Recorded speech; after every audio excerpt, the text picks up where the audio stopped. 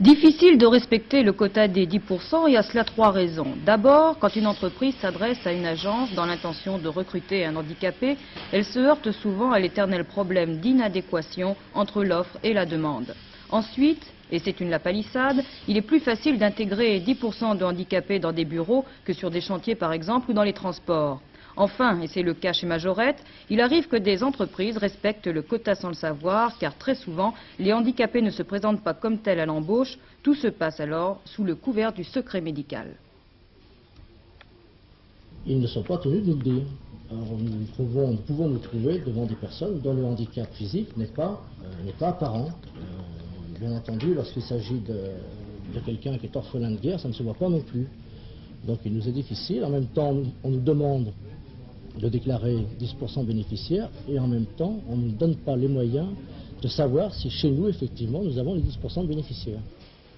En tous les cas, selon la loi, quand les entreprises ne respectent pas le quota, elles doivent s'acquitter d'une sorte de redevance. Dans le Rhône, il s'avère que la fourchette va de 15 000 à 800 000 francs. Pour Majorette, le montant réclamé il y a 15 jours était proche des 800 000 francs. Lorsqu'on vous demande une redevance de ce montant-là, on vous demande 10 jours pour répondre, et effectivement, on peut avoir le sentiment qu'on a le couteau sous la gorge. Et vous n'êtes pas en mesure de payer? Le problème n'est pas là, le problème n'est pas de savoir si nous sommes en mesure de payer ou pas, le problème est de savoir si nous devons payer ou pas. Nous pensons que nous remplissons l'obligation des 10%, nous avons envoyé notre réponse à la direction départementale du travail, nous attendons qu'elle se manifeste. La direction du travail, qui n'avait alors pas souhaité s'expliquer devant la caméra, avait simplement précisé qu'il ne s'agissait pas de mise en demeure, mais de simple rappel. Aujourd'hui, et pour l'instant, il semble que toute procédure de poursuite soit stoppée. Il est vrai que ce n'est pas le moment de pénaliser les entreprises. Mais reste tout de même en toile de fond le douloureux problème d'insertion professionnelle pour les handicapés qui vont de l'orphelin de guerre à l'accidenté du travail. Je pense que pour les handicapés physiques, vu le contexte économique, c'est assez difficile pour trouver du travail en entreprise maintenant. D'autre part, je pense que les entreprises sont très mal renseignées sur les rentabilités et les possibilités de travail des personnes handicapées.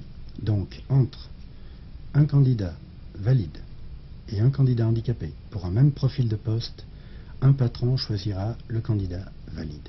Et je crois que je serai patron, je ferai pareil.